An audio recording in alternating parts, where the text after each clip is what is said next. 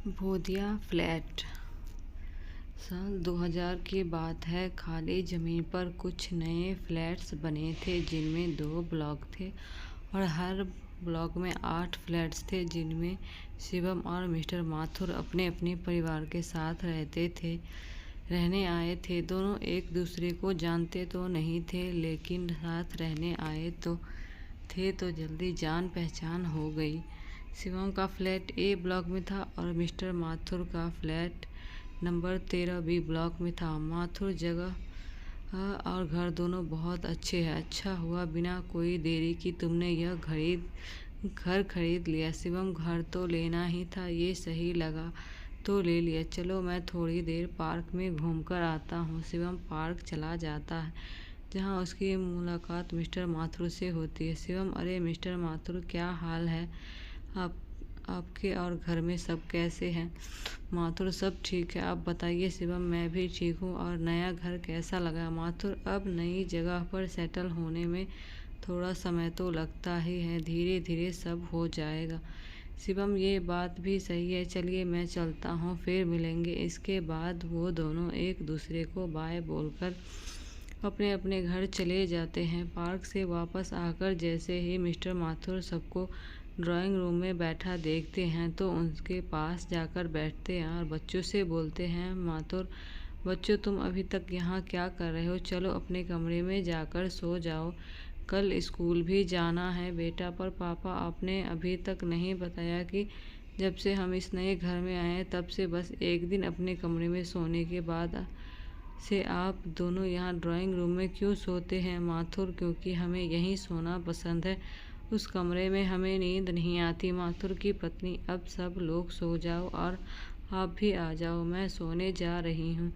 बच्चे अपने कमरे में चले जाते हैं। जिनके जाने के बाद मिसेस माथुर उदास होकर मिस्टर माथुर से बोलती है, मिसेस माथुर, अपना घर मिल गया सोचकर बहुत खुश हुई थी, लेकिन क्या पता था कि भगवान को वो खुशी मंजूर नहीं थी। ऐसे कब तक बच्चों से झूठ बोलते रहेंगे? मिस्टर माथुर अभी नए नए यहाँ आए हैं, इतनी जल्दी घर बेचेंगे तो सब घर खरीदने से पहले 1000 सवाल करेंगे। थोड़ा समय रुकते हैं और फिर इसे बेचकर यहाँ से चले जाएंगे।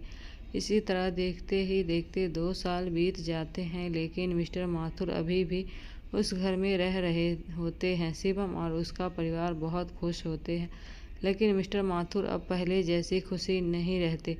वो परेशान और चुपचाप रहने लगते हैं, जिसे देखकर सबको बहुत अजीब लगता है। फिर एक दिन मिस्टर माथुर अपना घर खाली करके वहाँ से जाने लगते हैं। शिवम, मिस्टर माथुर, क्या आप घर बेच रहे हैं? मिस्टर माथुर, हाँ, बस ये कहीं दूसरी जगह अच्छा घर मिल गया, इसलिए ये बेचकर वहीं जा रहे हैं। इसके बाद मिस्टर माथुर का पूरा परिवार वहां से चला जाता है। अगले दिन फ्लैट नंबर 13 का नया मालिक कुछ किराएदारों के साथ वहां आता है और उस फ्लैट को किराए पर चढ़ा देता है। कुछ दिनों बाद वो नए किराएदार वहां रहने आते हैं, लेकिन एक ही हफ्ते में वो उस फ्लैट को खाली करके चले जाते हैं। ये सिलसिला कुछ महीनों तक चलता रहता है, जिससे उसका मालिक बहुत परेशान हो जाता है। मकान मालिक अब समझ आया ये मिस्टर माथुर एक ही बार में डील फिक्स करके मुझे ये फ्लैट बेचकर जल्दी जल्दी यहाँ से क्यों चले गए। यहाँ तो कोई रुकने को भी तैयार नहीं। इस समय इस फ्लैट की अच्छी कीमत भी नहीं मिलेगी जो इसे बेच दूँ। क्या करूँ? फ्लैट नंबर 13 का नया मालिक ये सब सोच ही रहा था, तभी राज नाम का एक लड़का अपने 3 दोस्तों जस्सी, सुशांत और परमीत के साथ वहाँ आता है। राज सर, हमें रहने के लिए एक फ्लैट चाहिए, लेकिन हम 4 लड़के ही हैं, कोई परिवार नहीं है। क्या हमें कहीं कोई अच्छा फ्लैट मिल सकता है? राज की बात सुनकर फ्लैट का नया मालिक खुश हो जाता है।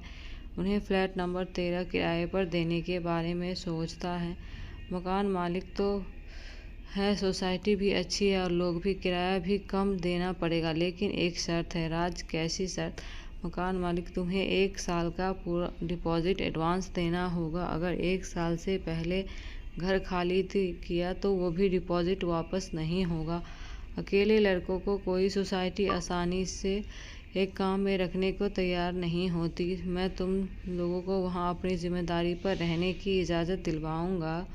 इसलिए इतना तो करना पड़ेगा। अच्छी सोसाइटी में कम किराए पर 4 लड़कों के लिए घर मिलना मुश्किल होने की वजह से राज बिना कुछ सोचे समझे हाँ बोल देता है और बोले 1 साल का डिपॉजिट एडवांस जमा करते फ्लैट नंबर 13 में शिफ्ट हो जाते हैं। राज दोस्ती बहुत मुश्किल से सिर्फ लड़कों के रहने के लिए ये फ्लैट मिला है, नहीं तो हर जगह परिवार वालों की ही डिमांड थी। इसलिए यहाँ कोई बदतमीजी नहीं, शांति से रहना, क्योंकि 1 साल का डिपॉजिट भी हो चुका है। सभी दोस्त वो लोग अपना सामान फ्लैट के कमरे में भर देते हैं और पहले दिन ड्राइंग रूम में ही सो जाते हैं। अगले दिन कमरा खाली करके सारे घर का सामान सेट करके रात को जैसे ही कमरे में सोने जाते हैं तो कुछ देर बाद डरते हुए वापस ड्राइंग रूम में आ जाते हैं। जस्सी, क्या यह मेरा सपना था या सच आज हमारा वहम ही होगा? परमीत, सबको एक साथ एक जैसा वहम कैसे हो सकता है? सुशांत, वहाँ सच में कोई रो रहा था? रही थी, वहाँ कोई रो रही थी। परमीत, मैं वापस उस कमरे में नहीं जाऊँगा, मैं इस घर में ही नहीं रहूँगा। सुशांत, शायद इसलिए उन्होंने इतनी आसानी से हमें ये फ्लैट रहने के लिए दे दिया जस्सी, और इसलिए 1 साल का डिपॉजिट भी ले लिया जिससे हम खाली करके बिना ना जा सके। परमीत, भाई पैसे तो आ जाएंगे लेकिन जान चली जाएगी तो कहाँ से लाओगे? कल ही यहाँ से खाली कर देते हैं। इन सब के बाद वो सब उस रात ड्राइंग रूम में ही सो जाते। अगली सुबह राज पार्क में घूमने जाता है। वहाँ उसकी मुलाकात शिवम से होती है। शिवम के अच्छे स्वभाव को देखकर और उसी सोसाइटी का पुराना और जानकार सदस्य समझते हुए राज उसे सारी बात बताता है, जिसे सुनकर शिवम हैरान रह जाता है। शिवम, क्या यह सच है? मिस्टर माथुर ने तो इसके बारे में कभी कोई जिक्र नहीं किया, शायद इसलिए वह इस फ्लैट को छोड़कर चले गए। इस वजह से यहाँ आने वाला कुछ ही समय में फ्लैट को छोड़कर चला जाता है। राज, क्या आपको इसके बारे में कुछ भी नहीं पता था? मुझे लगा आपको पता होगा, इसलिए मैंने आपको बताया। हम अकेले लड़कों को तो घर मिलना वैसे ही बहुत मुश्किल है, मुझे समझ नहीं आ रहा हम करें तो क्या करें आखिर। क्या शिवम, तुम फिक्र मत करो, हम मिलकर इसका कोई उपाय सोचते हैं। आज रात मैं तुम्हारे घर रुकूंगा। उस रात शिवम राज और उनके दोस्तों के साथ उनके फ्लैट पर रुकता है। वो लोग थोड़ी देर बाद बात करते कमरे में सोने जाते हैं। बेड पर लेटते ही कुछ देर बाद ही शिवम को बेड के सिराने की तरफ से किसी लड़की के रोने की आवाज़ सुनाई देती है तो वो उठकर कमरे में चारों तरफ देखता है, लेकिन वहाँ कोई नहीं होता। शिवम, यहाँ तो सच में कोई गड़बड़ है। सुशांत, यहाँ गड़बड़ नहीं, बहुत बड़ी गड़बड़ है। इस घर में भूतनी है। शिवम, क्या इसने तुम लोगों को कोई नुकसान पहुँचाया? सुशांत, नुकसान तो कोई नहीं पहुँचाया, लेकिन दिन हो या रात हम इस कमरे में बैठ नहीं सकते। जैसे ही हम बेड पर लेटते हैं तभी रोने की आवाज़ शुरू हो जाती है। शिवम दोबारा उसी तरफ सिर करके लेटता है, जिसके बाद दोबारा उसे किसी की रोने की आवाज़ सुनाई देती है। वह ऐसा कई बार करके देखता है, बार बार उसे वही रोने की आवाज़ सुनाई देती है, लेकिन पता करने पर वहाँ कुछ नहीं मिलता। शिवम, लगता है ये भूत हिंसक नहीं है, इसलिए मेरे बार बार परेशान करने पर भी इसने मुझ पर हमला नहीं किया। सुशांत, हिंसक हो या नहीं, हमें इससे परेशानी तो हो ही रही है। शिवम, चलो आज फिर ड्राइंग रूम में ही सोते हैं, आज इसका इलाज ढूंढते हैं। अगली सुबह शिवम फ्लैट बनाने वाले बिल्डर के पास जाता है और उसे सारी बात बताता है, जिसे सुनकर बिल्डर शिवम से माफ़ी मांगते हुए उसी फ्लैट नंबर 13 का सच बताता है।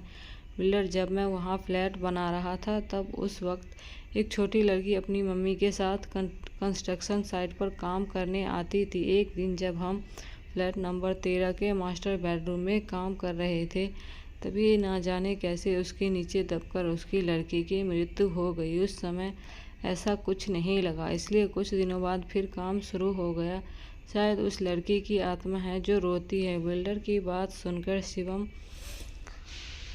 फ्लैट नंबर 13 में वापस आता है और बेडरूम में जाकर बोलने लगता है, शिवम बच्चे, मुझे तुम्हारे बारे में जानकर बहुत बुरा लगा, लेकिन क्या तुम इस फ्लैट को छोड़कर जा सकती हो? शिवम की ये बोलते ही रोने की आवाज़ तेज होने लगती है। शिवम, अच्छा ठीक है, रोना बंद करो, हम आराम से बात करते हैं। अपनी हर बात के बाद रोने की आवाज़ शांत होती और शिवम दोबारा बच्ची के भूत से पूछता कि क्या वो इस घर को छोड़कर कहीं और जाएगी या नहीं। इस पर भूतनी खून से दीवार पर नहीं लिख देता है। जिसे देखकर राज बहुत घबरा जाता है। शिवम, नहीं, ये हो तो यहाँ से जाने को भी तैयार नहीं। हम क्या करेंगे शिवम? क्या तुम इन लोगों को कुछ नुकसान पहुँचाओगी?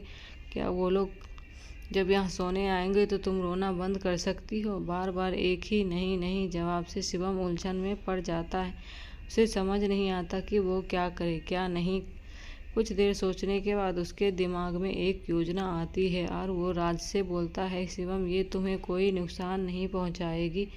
अगर तुम लोग इसके साथ ही इस फ्लैट में रह सकते हो तो मेरे पास एक आइडिया है। अगर नहीं तो कोई दूसरा घर ढूंढ लो। राज, अगर ये हमें नुकसान नहीं पहुंचाएगी तो ठीक है, हम यहाँ रहने के लिए तैयार है। और हम सोएंगे कहाँ? शिवम, दूसरे कमरे का सामान इस कमरे में भरकर इसे स्टोर रूम बना दो और तुम सब दूसरे कमरे का इस्तेमाल करो। दोबारा इस कमरे में तभी आना जब बहुत ज़रूरी हो, नहीं तो इसे हमेशा बंद ही रखना। शिवम की बात पर सोच विचार करके चारों दोस्त उसी फ्लैट में रुकने का फैसला करते हैं, जिसके बाद वो बेडरूम को स्टोर रूम बना देते हैं और सुकून से घर में रहने लगते हैं। धीरे धीरे वो लोग उस भूत को भी घर का हिस्सा बना लेते हैं। वो सब अपने हर खुशी में उसके लिए कमरे में खाना रखने लगते हैं और उससे बातें करने लगते हैं, जिसका जवाब बच्ची का भूत दीवार पर लिख कर देता है। इस तरह धीरे धीरे हर रात बच्ची के रोने की आवाज़ें भी कम होने लगती है और वो सब मिलकर उसी फ्लैट में रहने लगते हैं।